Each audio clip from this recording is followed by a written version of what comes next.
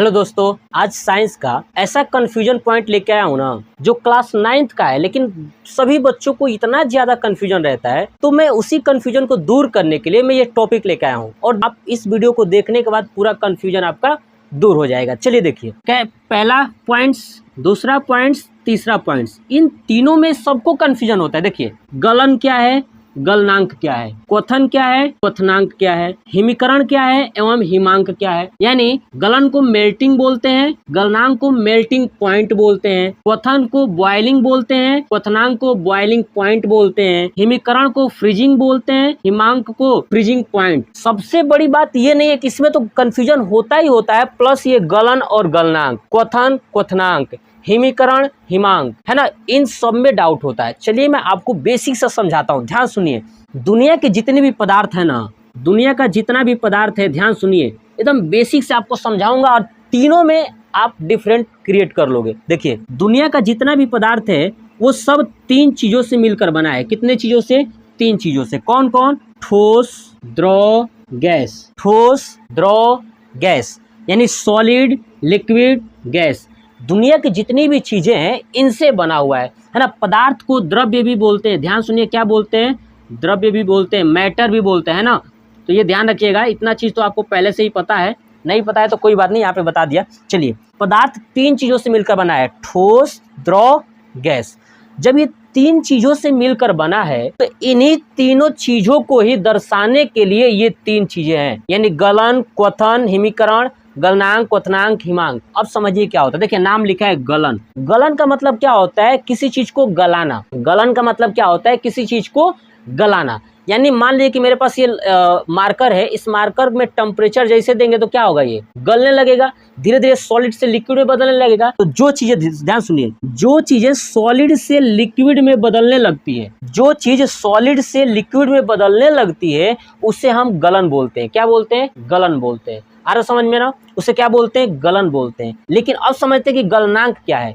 अब आप बताइए, जब ये सॉलिड था तो हम इसको तापमान दे रहे थे, तभी ने लिक्विड में बदला जी। जब ये सॉलिड है, इसको टेम्परेचर देंगे तो किस में बदलेगा? लिक्विड में बदलेगा। तो जितना टेम्परेचर देंगे उस टेम्परेचर को ही गलनांक बोलते हैं। जब सॉलिड से द्रव में बदला उसे गलन बोलते हैं, और कितना टेम्परेचर पे बदला उसको क्या बोलते हैं? गलनांक।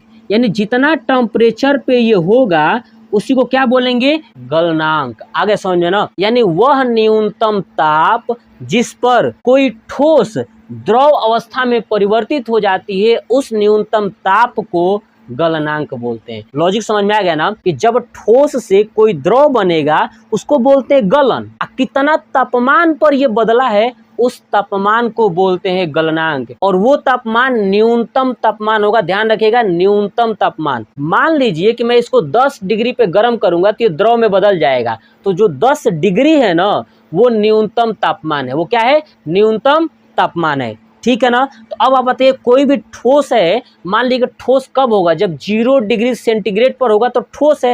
और 0 से जैसे बढ़ाएंगे 0.1, 0.2 ऐसे करते करते बढ़ेंगे 1 डिग्री, 2 डिग्री, तो धीरे धीरे क्या हो जाएगा? गल जाएगा। तो जिस न्यूनतम तापमान पे गला है ना, वही गलनांक कहलाता है। क्या कहलाता है? गलनांक। समझ में आ गया? चलिए अब आते हैं क्वथन। क्वथन क्या होता है, क्वथनांक क्या होता है? देखिए, ठोस से द्रव में आए तो क्या हो गया?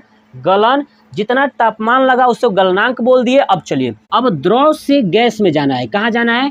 द्रव से गैस में। देखिए, जब द्रव से गैस में जाएंगे, यानी जिसको द्रव से गैस में परिवर्तित करेंगे उसको बोलेंगे क्वथन। क्या बोलेंगे? क्वथन। क्या बोलेंगे? क्वथन। ध्यान सुनिए, क्या बोलेंगे? क्वथन। और ये जितना तापमान पर होगा, यानी जितना तापमान पे ये चीज करेंगे वो होगा क्वथनांक। समझ में आ गया? ठोस को द्रव में बदले तो गला रहे थे तो गलन, जितना तापमान पे गलाए गलनांक। और जब द्रव बन गया, द्रव को गैस में बनाएंगे, द्रव को गैस में ले जा रहे हैं उसको बोलेंगे क्वथन, यानी बॉइलिंग। और जितना तापमान पर बनाएंगे उस तापमान को बोलेंगे क्वथनांक। लॉजिक समझ में आ गया ना? द्रव को गैस में बदलेंगे तो क्वथन, और जितना तापमान पे ये गैस में बदल जाएगा उस न्यूनतम तापमान को ही क्या बोलेंगे? क्वथनांक, यानी बॉइलिंग पॉइंट। तो ध्यान रखिएगा, ठोस को द्रव में बदलने के लिए कोई भी तापमान हो सकता है, इसका कोई टेम्परेचर फिक्स नहीं है। लेकिन किसी द्रव को अगर गैस में बदलना हो तो इसका टेम्परेचर फिक्स है। ध्यान रखिएगा, जो बॉइलिंग पॉइंट होता है, BP होता है, वो 100 डिग्री सेंटीग्रेड होता है। ये ध्यान रखिएगा, कितना होता है? 100 डिग्री सेंटीग्रेड। यानी आपसे पूछा जाए कि बताइए क्वथनांक यानी बॉइलिंग पॉइंट कितना होता है, तो 100 डिग्री सेंटीग्रेड। समझ में आ गया ना? यानी किसी द्रव को अगर 100 डिग्री टेम्परेचर देंगे तो गैस में परिवर्तित हो जाएगा। किसकी बात कर रहा हूँ? ये जल की बात कर रहा हूँ, वाटर के। अदर के लिए अलग अलग होता है। ठीक है, चलिए अब समझते हैं हिमीकरण एवं हिमांक।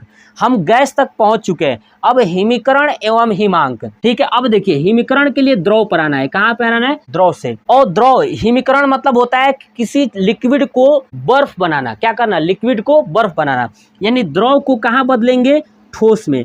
जब द्रव को, किसी द्रव को ठोस में बदलेंगे उसको बोलेंगे हिमीकरण। और जितना तापमान पर बदलेंगे, जितना तापमान पे ये ठोस बन जाएगा, उस तापमान को बोलते हैं हिमांक यानी फ्रीजिंग पॉइंट। अब आप बताइए, मेरे पास पानी है, पानी मान लीजिए कि पानी जो है कि 10 डिग्री टेम्परेचर का है, 10 डिग्री सेल्सियस का टेम्परेचर का है, उससे मुझे बर्फ बनाना है तो 10 से कम ना करना पड़ेगा जी। तापमान कम करेंगे तो 10 से 9, 8, 7 है ना, ऐसे कम करते करते आएंगे। जब 0 पे आएंगे तो क्या बन जाएगा? वो बर्फ। 0 पे आएगा तो क्या हो जाएगा? बर्फ। तो वही क्या होता है? हिमांक यानी फ्रीजिंग पॉइंट। फ्रीजिंग पॉइंट समझ में आ गया ना, कि जब द्रव को ठोस में बदलोगे तो हिमीकरण कहलाता है, और जिस तापमान पे बदलते हैं उसको बोलते हैं हिमांक। यानी इसका तापमान क्या हो जाएगा? 0 डिग्री सेंटीग्रेड। याद रखिएगा कि किसी द्रव का फ्रीजिंग पॉइंट कितना होता है? 0 डिग्री सेंटीग्रेड। किसी द्रव का, ठीक है, किसी द्रव का मतलब वाटर की बात कर रहा हूँ, है ना। 100 डिग्री सेंटीग्रेड क्या होता है? बॉइलिंग पॉइंट यानी क्वथनांक होता है। और हिमांक कितना होता है? 0 डिग्री सेंटीग्रेड। एक पॉइंट याद रखिएगा, एक पॉइंट जो अब मैं बता रहा हूं, मैंने आपको तीनों समझा दिया और एक पॉइंट आपको पर्टिकुलर याद करने के लिए ध्यान रखिएगा कि द्रव में जो जल है ना, जल ही एक ऐसा पदार्थ है, ध्यान सुनिए, जल ही एक ऐसा पदार्थ है जो ठोस, द्रव तथा गैस तीनों अवस्था में पाया जाता है। ये बहुत बार पूछा जा चुका है कि बताइए कौन सा ऐसा पदार्थ है जो ठोस, द्रव तथा गैस तीनों अवस्था में पाया जाता है? तो जल। कौन सा है? जल। मैंने आपको ये कोशिश किया गलन और गलनांक, क्वथन, क्वथनांक, हिमीकरण, हिमांक आपको बिल्कुल आसानी से समझाने में हेल्प किया है। अगर आपको ये लगता है कि शायद आपके लिए बहुत ज़्यादा हेल्पफुल है तो इस वीडियो को बहुत ज़्यादा लोगों तक शेयर करिए, है ना, ताकि जो है कि लोगों को समझ में आ जाए कि हाँ इसमें डिफरेंट क्या होता है। और मेरे चैनल को अभी तक आपने सब्सक्राइब नहीं किया है तो सब्सक्राइब कर लीजिए, बेल आइकन को भी प्रेस कर लीजिएगा, ताकि आपको मैं जैसे वीडियो अपलोड करूं आपको नोटिफिकेशन पहुंच जाए और आप सबसे पहले उस वीडियो को वॉच कर सके। और आप अपने कमेंट बॉक्स में आप अपना राय जरूर दीजिएगा कि आपको ये वीडियो कैसा लगा। जय हिंद, जय भारत, वंदे मातरम।